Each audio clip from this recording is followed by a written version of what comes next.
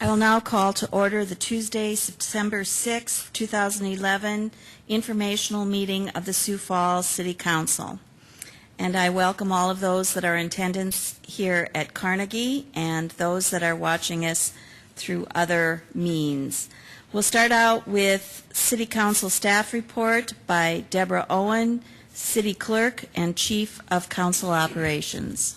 Thank you and good afternoon, Sioux Falls City Council. If I may, a couple of updates regarding work in the clerk's office that pertain to council business. In part, I brought a copy so you all can look at. This is our Code of Ordinances. Usually it's broken out in 2 books, but we will be recodifying that, and council will be voting on this in 2012. And so it's an ongoing project with the city attorney's office, ourselves, and all of the departments who are coordinating this effort to make sure we bring our code up to speed in terms of any technical kind of archaic language, and then also reformatting it and probably reformatting even chapters as well. At the request of council, or with council leadership's permission, and with the council chair, or committee chair, pardon me, of the Public Services Committee, Karen Leonard and I will bring an update to the Public Services Committee next week, in part as we wanted to hear back from you about a couple of recommendations or questions in terms of the code, but then also have you begin to review some of those archaic language changes and get feedback from the council. Our hope is to continually to do this throughout this in upcoming 12 months so that we're not tackling this all at one time in about October of 2012. We want to kind of try to take one bite, if you will, of this elephant at a time to make this process easier. And many departments, by the way, we all are sharing a team site on our Insight web intranet system, and so the departments also are looking and reviewing all of those chapters as well. So it really is a group effort by everyone. And then in addition, when it comes to the election, for the November election, we have almost secured all of our 58 polling places that are all confirmed. Remember, with special elections, we have to use the ones that were used in the last municipal election according to state law. And so we couldn't use any other type of, like the polling centers. There needs to be some other additional changes in state law to allow us to use that. So we'll be using the version that was used in the mayoral races, council races in 2010. We just are waiting to hear back from the school district, and then we're ready to go. We'll begin to make available then the polling map, which a lot of folks like to have. That'll be available online in terms of all of the polling places and then where those centers will be located. And then all of those financial reports, all of that information has been updated and to have the language for the special election, but also we're working on those changes for the April election, because that's our regular election, and that is scheduled by city charter. We would like to visit with the Public Services Committee in the next few months about making a definitional change to match some of the changes in state law that happened in this last legislative session, so that we could mirror their definition. We try to use a lot of the same public reporting, the finance reporting, as the state uses, and we actually use the political action committees who contribute to the city elections register with the Secretary of State's office, and that would be Jason Gant. But we'll come back at a later time and request that of the Public Services Committee if they would consider that ordinance change. And then also the Districting Commission has been meeting. As you know, we have sent out over 4,000 cards to all of the registered voters in the precincts that will be are part of the recommended map to move those districts into different voting districts of the city. There are 5 council districts. There are 3 at large, and so there are 4 precincts that will be moved if the council moves forward with the map as recommended by the commission. There will be 2 public hearings next week, one midweek, one on Saturday morning, to accommodate hearing from all of those folks who want to have input to those changes. And then finally, pardon me just a moment. Heavy book. And then finally, I wanted to work through, if you would, I know I spoke with a number of you via phone. Before that, there's a National League of Cities conference in November. Sometimes council members go to the April one. There's usually economic development kind of seminars. There's also the April or March in D.C., National League of Cities. But just to remind you, their annual conference, and that's the big one, is in November. I know I sent a note to at least one council member that they may want to consider that. It's an excellent conference. Council Member Jameson has attended along with Council Member Anderson Jr. They went to the annual conference a few years ago, but also we've had other council members who've gone to the seminars or the working sessions. Just something to consider. And then lastly, I just made a copy for all of you, and it was sent out via email to council, to all of the departments, and I did make a personal call to the Public Works Director, Mark Cotter, in terms of the language changes to the proposed ordinance. It's on its second reading in terms for the authorization of contracts. The first reading was August 1st, and the second reading would have been on August 8th, but was deferred by City Council for the second reading to occur tonight, and it's first up on the regular agenda. If there are any questions, I wanted to give you the printout. It kind of just lays it out step by step. I think in an effort to meet the administration, again, making compromises to help with this process. There was the big carve out is that contracts that are for public works, if you will, public improvements, would be at the state bid law level limit. That's that $50,000 threshold for those contracts. As you know, goods and services, that threshold is $25,000, so that would remain the same.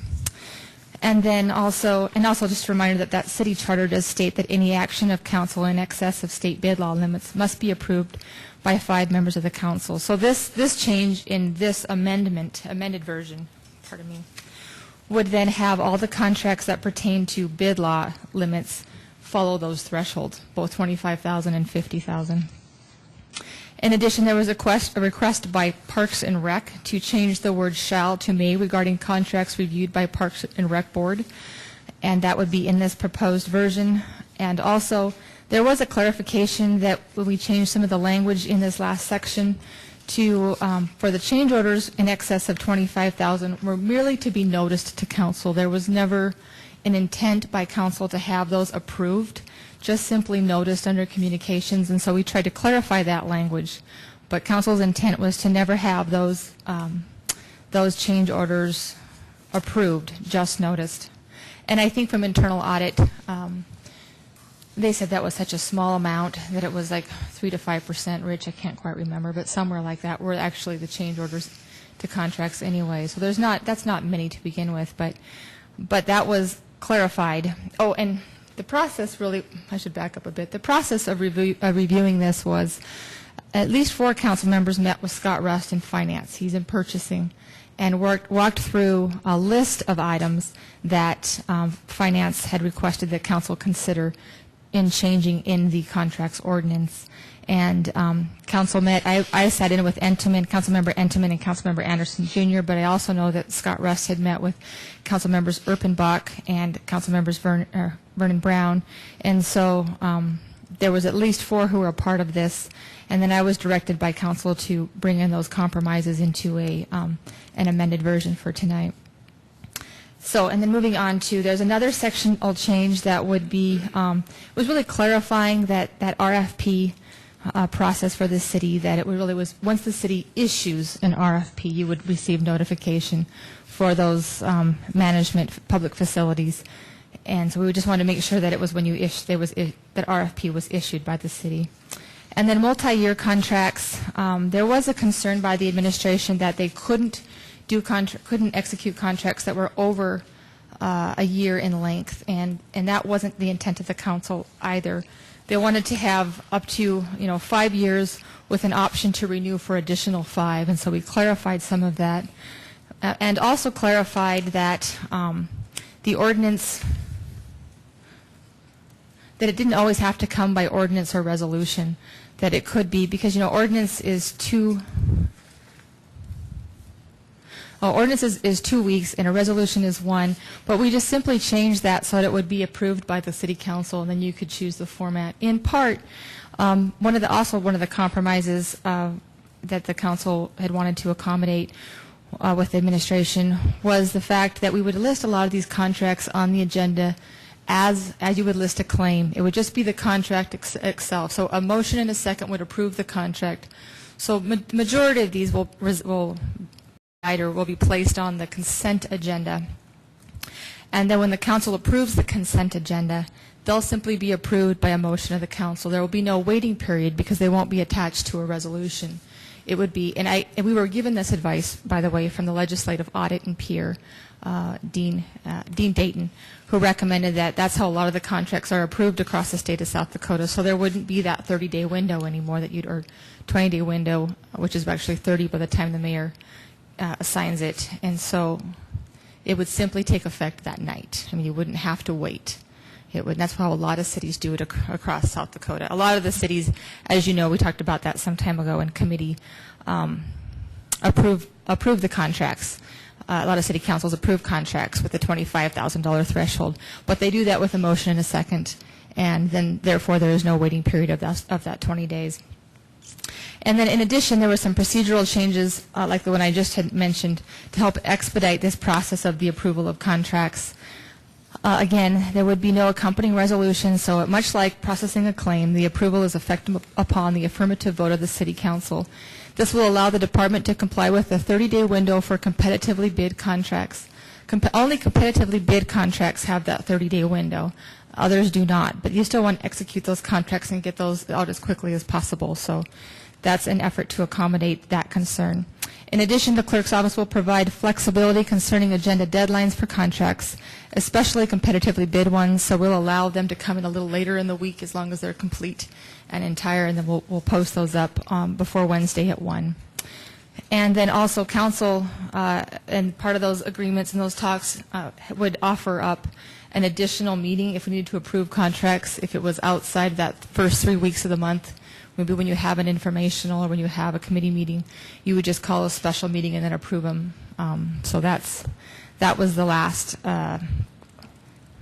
procedural change that the council tried to help accommodate the departments in getting those contracts expedited and approved through their process. And then I attached also a copy of the contract tonight. When you consider that, if you would, I put it in your notes just to have me read some of those changes. They are somewhat minimal in the ordinance, but if you'd have me just read those into the record, I can do that for you and to expedite the process of the amendment so you can get on to discussing it. Thank you so much. Any questions for Ms. Owen? Councilor Rolfing. Does this amendment address the Dave, maybe you can help me. The add-on on an annual or inside the year where you add on and eventually you get to that point where you can't be. Can somebody help me here with that? When you have too many. Yeah, help me. Hold on. I wonder if you're looking at the per calendar, per vendor, per calendar year. Right. And that is something that I think the group that I was aware of anyway felt that wasn't really important. I can tell you that's very standard. Rapid City has, it's that aggregate amount what you're looking at. Aggregate. Otherwise, what you have, and purchasing has this in their procedure, sometimes you have groups who've just learned what the threshold is, and so they'll just continue to, go 24,000, 24,000, 24,000 in contracts. And you do see that. In Omaha, they had an issue with that because Omaha City Council, same form of government, approves contracts over 20,000. Detroit also had that issue. Came up where they kind of watch those and they'll flag them because there's sometimes there's a department or a procurement that would come up where they really want to not have to go through council for approval. So they'll keep it under that threshold, but they'll have just 2 or 3 installments. Different purchasing of services to keep it below that window, and so that was the decision of the council. That I was directed to do was to Not keep of the that council, in there. some members of council. Yeah. So, pardon me, some members of the council to keep that in there. Otherwise, you do have A, that is standard, and B, that becomes a very large loophole. Problem that I've seen with that is that sometimes we don't have enough vendors as those towns do, and then we end up with 3 or 4 or 2 vendors, and then we end up everything has to go because they've surpassed that amount, that threshold of 20,000 or 25,000, and then they accumulate to that point, and then everything has to go to bid or to us, when in reality that's not what we want. Well, I guess I'm not sure about that. I know with the procurement of public improvements, that threshold is 50,000, so that would be a little different. Yeah, but even that, when there's, you know, Omaha's a little different than we are, Detroit is a little different when they've got a number of different venue or different vendors, contractors, et cetera, that can do those jobs, where we may not have that, and all of a sudden we've got 2, and we've got 15 jobs that need to be done, and all of a sudden we're back to doing $20,000 or $10,000 contracts. I only brought up the other 2 in the cities in terms of the form of government. Right. Clearly in the state of South Dakota, Rapid, Aberdeen, and the other cities that are smaller than Sioux Falls also have that. They keep that in the aggregate. So if you're over 25,000, then that vendor comes before council if it meets those criteria that it would come in. But there are some exceptions, of course, as you know, emergency, and state bid law, and all of those. So. But anytime it goes, if they hit 2 $25,000 contracts in a year, the aggregate's over 50, and now everything has to go there if they're the low bidder. And if they happen to be lucky and get 2 or 3 contracts that are low bidder, we're going to see them an awful lot, and that can be not what we wanted in the first place anyway.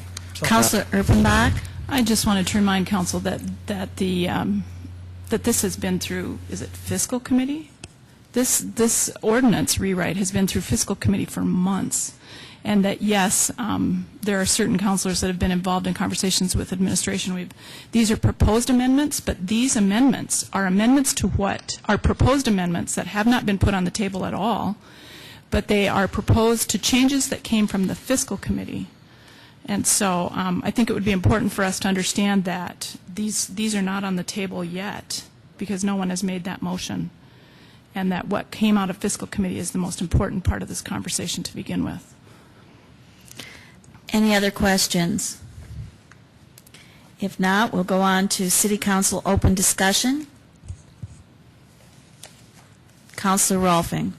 Boy, I'm taking up a lot for being gone, aren't I?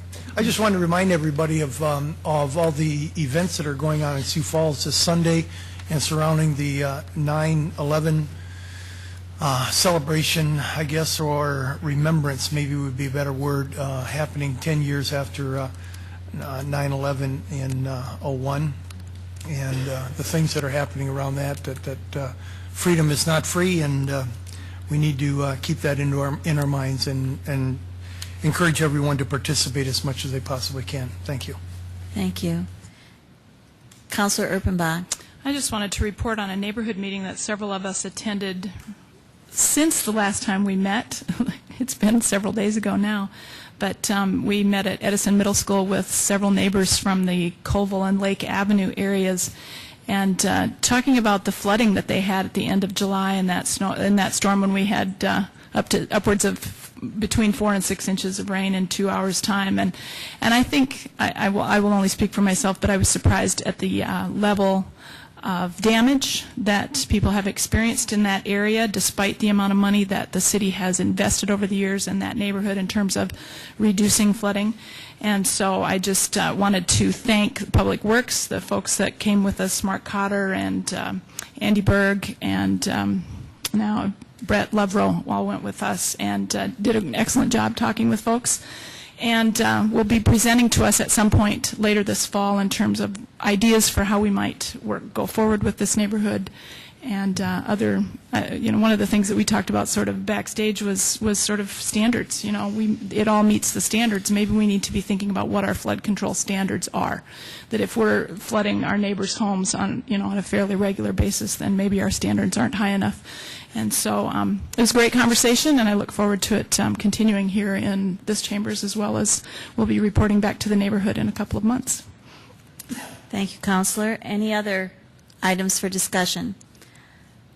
I do have 2 items. First of all, as most of you are aware, the county has proposed a change in ordinance that they would like the council to consider dealing with sales tax revenue, or the lack of it at present, at the fairgrounds. And I have committed that we will take a look at this potential legislation, and I am asking your input as to which committee you would like to see this go to.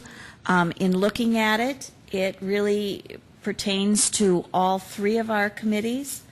So I'd like some input from the council as we assign it to go forward. Councilor Brown. More of a question. I remember seeing the letter that you and the mayor signed to the county. Can you refresh our memories on what the content of that was? What we told the county at that point was that it was probably something that the council would be willing to investigate, but that at present we felt that it was something that we would have to wait until later in the fall to look at. And also, in my conversations with Commissioner Kelly, I suggested that rather than getting city staff and county staff together, that they come forward with a proposal, and that's what they've done. They passed a resolution at, I don't know if it was their last meeting or 2 meetings ago, and then that was sent to the mayor and myself, and the mayor has turned over the logistics of taking a look at it to the council. May, and I don't want to get too deep into it today if you're going to assign it to a committee, but is it even legal for the city to charge sales tax on property that is not in city? I don't know if the city attorney wants to tackle that. I don't hate to assign it to committee if we know up front that it's just not even legally possible. Yes. Councilor Brown, that is one of the issues we'll certainly look at and assist whichever committee it's assigned to, and we'll certainly look at that issue. Councilor Erpenbach? I guess just for input on which committee it might go to, I can see it in 2 different places and maybe 3, but in terms of taxation, it should go to our fiscal committee. But in terms of the land use issues that are behind the question that Councilor Brown asks, it needs to go to land use. So maybe both. Councilor Rolfing? I would think, just from my reaction, that we need to get that answer from our attorney, city's attorney, before we even assign it to a committee. If we are not in a situation where we can even draft taxes, get taxes from it, it doesn't need to go to any committees. City Attorney Fifley. Councilor Rolfing, there's an agreement in place, long-standing agreement, that waived city sales tax out there in exchange for some other items. And without delving into it at this point, my somewhat safe assumption would be that we had the ability to assess sales tax out there since that agreement has been in place for a long time. It's just that we're waiving it. Okay. Then we could go ahead with that. And land use would be happy to tackle it first if that's what you'd like us to do. Councilor Anderson, Jr. I guess before we assign it to any committee, I would like to get more information from the county on exactly how they envision this working on their end. Is this money that we're going to collect and then just give to the county, or does this go directly to the fair board? And if that's going to happen, one of those 2 options, are they going to reduce their commitment to the fair with the monies that we give them? There's a lot of questions left that we haven't gotten answers from the county yet also. Right, and I guess that it was my opinion that these are the questions that would be answered through putting it in a committee of the council. So what I'm hearing is a suggestion for land use or a suggestion for fiscal. Any other input? I guess then as chair, I will send it first of all to fiscal, just because it is a taxation question, if that's fine with Councilor Rolfing, and then we'll take it from there. I had first of all indicated that we might not be able to get it to committee until November, but if fiscal has the ability, we will put it on the October agenda. So, Councilor Brown, you'll take a look at that. We'll strive for October. All right. Thank you. The next item I'd like to bring forward to the council is that on September 26th, the council has been invited to a couple of of events, one that is starts in the afternoon, and another is a dinner meeting. And I am looking to the council to see whether we should go forward with our informational on the 26th or not. And then if we are not, we do need to have a land use committee meeting this month, and so we would be looking to them to reschedule. So I guess I'm looking for a show of hands on how many of you are going to be here on the 26th for the informational. Okay, so we have a quorum, so we will hold both meetings on the 26th. Thank you very much. We'll now go on to our presentations. We'll have the monthly financial report for the month of July by Tracy Turbeck, Director of Finance. Director Turbeck.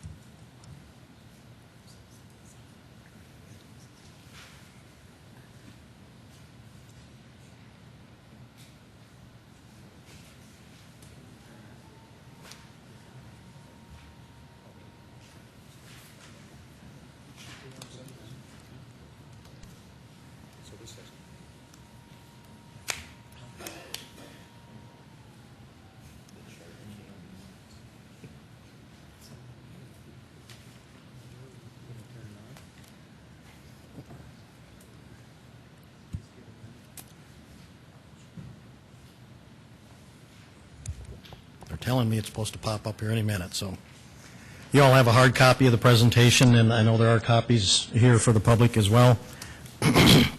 This is the July month-end financial presentation.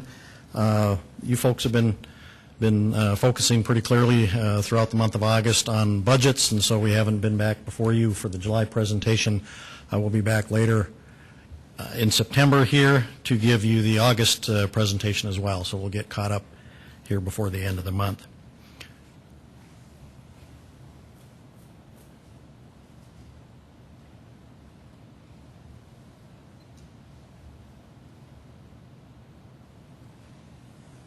Doesn't look like it's going to cooperate here, but I'll just go ahead and you can follow along on your hard copies, if you will, on your PowerPoint. The first slide is the Sioux Falls MSA unemployment rate. You can see that we continue to improve in that area. For 2011, as of the end of June, we're reporting an unemployment rate in the Sioux Falls metropolitan statistical area of 4.5%. That is down a couple ticks from May. And as a side note, since last June, there have been 1,400 additional jobs created here in the Sioux Falls MSA. That's the 11th consecutive month with the year-over-year increase in the number of people working here in Sioux Falls. The next economic indicator that we like to follow are the building permits, the monthly permit valuations. We've been tracking pretty closely with 2009, however, we have been lagging behind 2010. Year to date, we're continued to do that. We're even with 2009 and trailing 2010. That is certainly one of the sectors of the local economy that has been showing signs of lagging behind where we were a year ago. We're certainly looking forward to continued good weather and hopefully some future increases in building permit values issued. First penny sales tax collections, another obviously a key indicator for the city. Sales taxes are part of our bread and butter for funding city services. You can see that for 2011, as of the end of July, we have a current year-to-date growth of 1.7%. If we strip out the vendor audit adjustments that the State Department of Revenue makes, that year-to-date figure would actually reflect an increase of 4.5% from January through the end of July. I should also note that as of the end of July, our sales tax revenues, our actual revenues, including those audit adjustments, is at 61.3% of budget. So we're standing in good shape to make our sales tax revenue budget for this calendar year. Looking at it on a little longer term trend line, the cumulative 12-month rolling growth rate, again, without those audit adjustments in there, we're running at 5% on year-over-year rolling 12-month basis. So we're seeing our taxable sales here in Sioux Falls growing at a pretty respectable rate of 5% currently.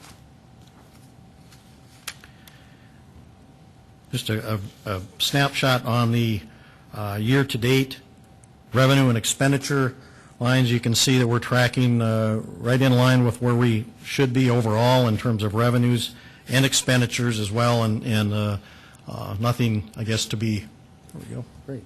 Thank you.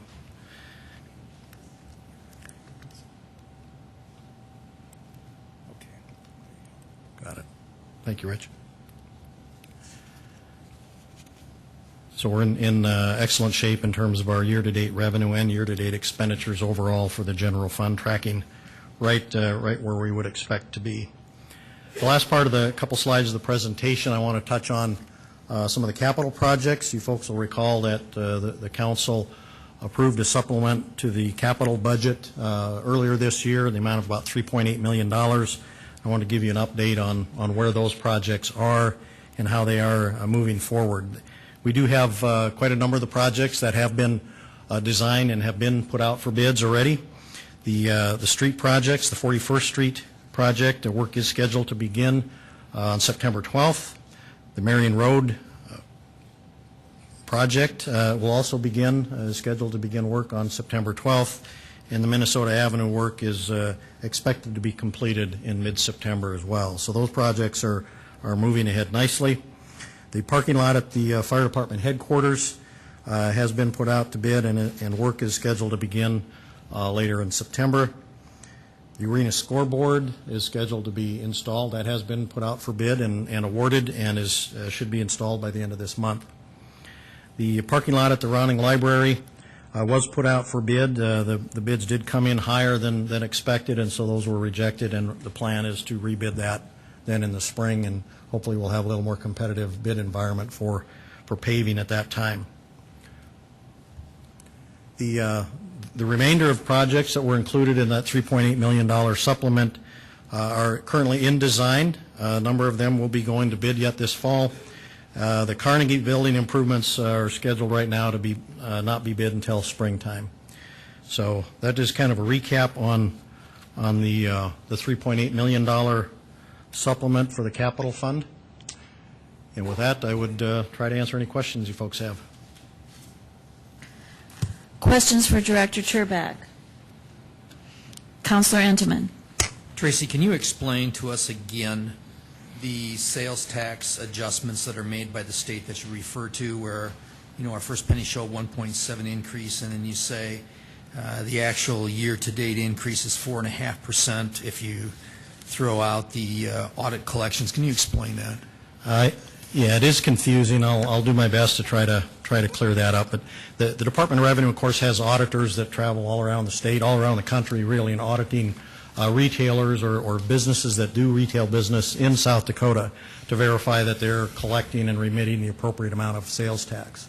And as a result of those audits, oftentimes vendors or retailers are required to pay. If they've underpaid, they're required to pay an additional amount. And so we will get a supplemental payment over and above what normally would be collected and remitted to the city by the Department of Revenue. However, sometimes it works the other way, where a business may have over-remitted sales tax collections to the state, and the state just passes that money through to us. So we would have received money in the case of the June adjustment. There was about a $500,000 negative adjustment that the state made. So some retailer or combination of retailers over-remitted sales taxes to the city. And so as a result of the audit, that may have been for 2010, it may have been for 2009. We just don't have access to that information. So one of the reasons we like to take those out is because those audit adjustments, whether they're positive or negative, tend to distort the trend line numbers, because we don't know where those numbers should be appropriately put in terms of the history, whether it should be in, like I say, 08, 09, or 2010. So that's, I don't know if that helps clear that up at all. But Yeah, well, I was curious about the adjustment side of it, if you knew what the adjustment was, but you don't know by year what the adjustment is for. Right, we don't know what month or what year to drop those dollars into. If we did, we could go back and spread them out to the appropriate year and get a little better picture of how they would have affected the growth rates. But we don't have that, so short of just leaving those numbers in there and knowingly distort the trend line, we'll take them out, and hopefully that gives us a little clearer picture. Okay, thank you. Mm-hmm. Other questions? Councilor Karski. Thank you.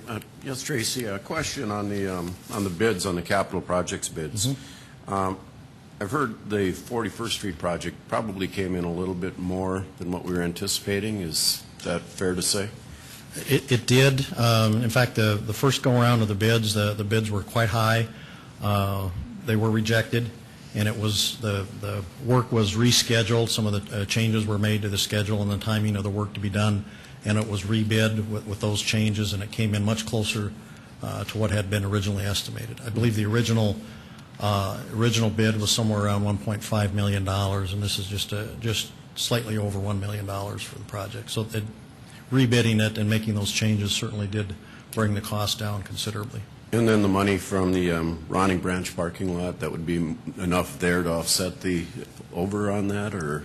There are other funds available within Public Works from other projects that have been completed under budget that will be used to make that up for the 41st Street project. And out of curiosity, how did we come in on the scoreboard for the arena?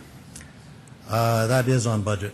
I believe that was $550,000 was estimated. It came in slightly under that. Okay, thank you.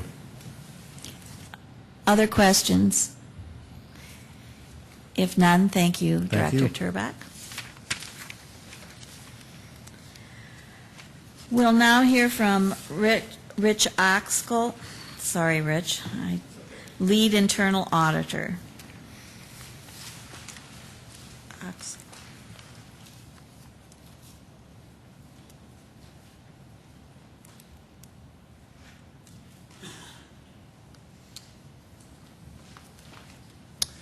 Good afternoon, City Council. We'll go with the street operational audit first. We have from Public Works, I believe we have Galen Huber, and I think Mark Cotter is around also if we have questions at the end of the presentation. I'm just going to hit some of the highlights with PowerPoint. You should have the hard copy of the actual report in front of you. It's about 23 pages, so we're just going to hit the highlights, and then if you have comments or questions, we'll be happy to tackle those. Just wanted to mention a noteworthy accomplishment of Public Works is their goal is to have the city completely plowed within 48 hours of the end of the snowfall. And for at least the last 5 years, they've been able to achieve that goal in each and every case where we've had a snow event, so we commend them for that. That is something a lot of cities don't even bother. A lot of cities will get their arterials and their collector streets, and they won't bother with the residential streets. And I think if you've lived in other places or traveled in the wintertime in other cities, you may have come across that. So when we do what we call an operational audit, we're looking at management controls, also known as internal controls, and those three purposes of controls are to provide management with reasonable assurance about the reliability, integrity of the information, compliance with laws and policies and plans, and effectiveness and efficiency of operations, including the safeguarding of assets. So that was kind of our broad objectives for an operational audit such as this. So we did an assessment of internal controls, And our opinion, based on our interviews with employees and looking at documents and observing operations, was that the internal control structure over the street operations met the expected objectives, which was reasonable assurance that you're going to achieve those three broad objectives. We did have 10 audit recommendations, and in your report it's on page 16 through 18, those 10 recommendations. And then we have a response to each of those 10 recommendations starting on page 20 through the end of the report on page 23. You can see the response from Public Works to each of the 10 recommendations. Some of the recommendations involved GPS equipment, particularly for the snow removal equipment and also for the street sweeping equipment. This would provide real-time information to our citizens about the location of snow removal equipment during a snow event. They'd be able to log on to siouxfalls.org and be able to tell where the snow plows were at in real time so that they could plan their day's activities, or if they wanted to know how close the snow plows were to their neighborhood, they'd have some idea. It's being used right now. The technology exists. It works. For example, Buffalo, New York, and I believe Washington, D.C. are using that. I think in the last couple of years they've started using that. Obviously, there's a cost associated with that, but I think the benefit to our citizens would be more than outweigh the cost. As far as cost, approximately $1,000 per machine to install the GPS equipment. It'd be a one-time cost. We have approximately 30 contractors with snow equipment, and we have, I believe, 5 blades that we own and about 32 that we lease, and then some miscellaneous equipment such as the trucks. So roughly $65,000 to $75,000, a one-time expense to equip the vehicles with the GPS equipment. And then there'd be monthly charges or yearly charges for airtime for the transmission of information. So it's something that can be done. The technology works, and other cities are doing it. I think it's something that we would want to explore as a city. Some more recommendations involve developing a formal salt policy, when it will be used, how much, et cetera. Salt's very effective. I know the street department experiment with some different chemicals in 2010. They were not successful. Even though they worked in other locations, they didn't work in Sioux Falls, so they went back to the tried and true rock salt and calcium chloride. The problem is that there's a cost associated with that chemical. And it can be very, hard on vehicles. It can be, there's some environmental concerns with that, especially in the spring when you have the runoff and it goes into the bodies of water. So we suggested having a formal salt policy as a good practice. They do have quite extensive written procedures for their snow removal operations, which they update every year. We recommend that they have written policies and procedures for some of their other activities like pothole repairs and street sweeping, just to formalize that and put it in writing. One thing a lot of cities are doing also is using technology to let citizens sign up for updates. For example, Minneapolis, I think, allows you to sign up for an email update for street sweeping. There's other technology where you can sign up to be alerted if the street sweepers are going to be in your neighborhood. I think that would get more vehicles off the streets. In the past, the city would ticket people that parked on the street when the street sweepers came, or they would maybe tow them around the corner. That upsets people when you do that, obviously. I think maybe a better way to do that would be use the technology, and if people knew that they could sign up, you might get more vehicles off the street.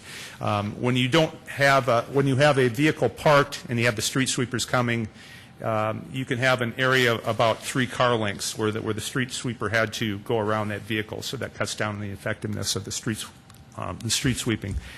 And I think right now the procedure is to put it on siouxfalls.org. You can click on the street work plan for the next day, but if you forget to do that, you may not be aware that the street sweepers will be in your neighborhood that day. So we thought that would be something that Public Works should look into. Now, if there's any other comments or questions, we'd be happy to try and answer those for you. Questions for Rich? Okay, you can go on to the next. That was easy.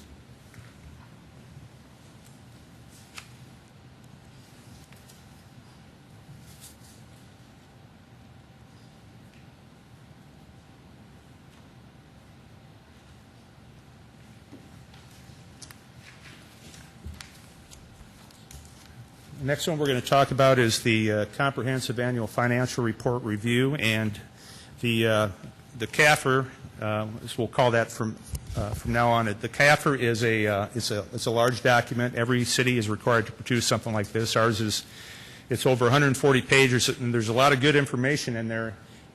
It can be difficult, especially if you're not an accountant, if you're not familiar with government, to interpret all the tables and the information in there. And GASB, which is the Government Accounting Standards Board, has required for a number of years that the Finance Department and management prepare a discussion and analysis for every CAFR, and you find that at the beginning. And that's a good thing to read as a council member. If you don't want to plow through all those financials, is to read that, what we call the MD&A, Management Discussion Analysis. It's a good introduction. It's a good synopsis of the information that's contained in the report. Now, what we did for our report is we went just one step beyond that. We did a comparison of our financials to 12 peer communities or comparison communities. And then we also did some analysis going back about 5 years and using constant dollars, which is adjusting the dollars for inflation for a better analysis. One thing I'd like to point out is that we do an external audit every year. We're required by state law to have a CPA firm or have either the state or a CPA firm do an external audit of our financial statements. And their job as the external auditor is to express an opinion on the statements based upon their audit work. And their opinion is whether or not the statements are presented fairly in accordance with accounting principles generally accepted in the United States. The external auditor does not examine every transaction. If they did, the cost of the audit would be prohibitive and take many, many months. It's not a guarantee that there's no fraud or wrongdoing. It's not what you would call a forensic audit. That's a completely different thing. They don't express an opinion on whether resources are being acquired economically or used efficiently. And it's up to the reader of the financial statements to interpret the financial statements. And as I said before, the MD&A assists the reader with that. And we talked about the 12 peer communities, which are listed in the back of your report, and some of the characteristics on page 17 and 18. We used information from the U.S. Census to come up with communities that we felt were very similar to Sioux Falls, and the communities are listed there in your report on page 17. And there they are. And just to give you the Reader's Digest version, the financial strength of the City of Sioux Falls is excellent, and we compare very favorably to the 12 peer communities. And all the financial ratios and comparisons that we looked at, every single one, we come out very well. So we commend the City Council and administration, both past and present, for the various fiscal policies and practices that have been in place, resulting in this financial strength.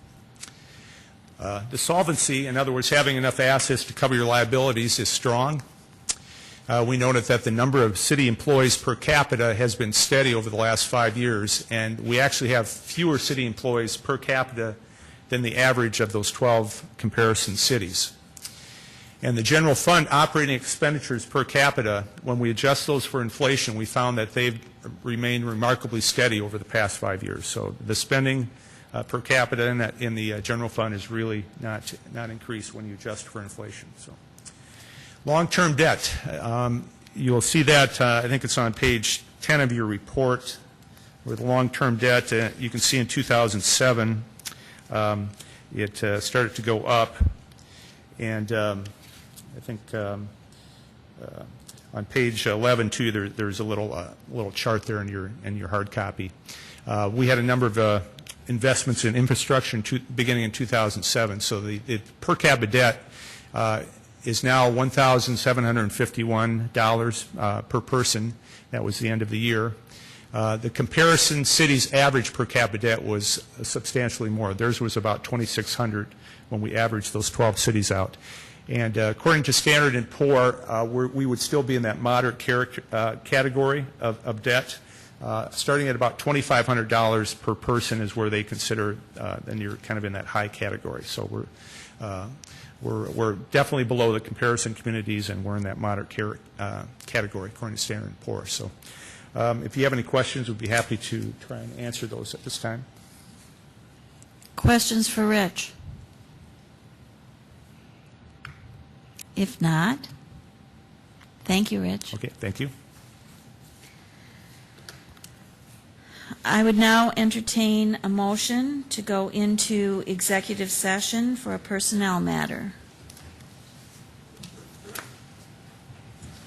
I'd move that we go into executive session under pursuant to SDCL 1-25-21.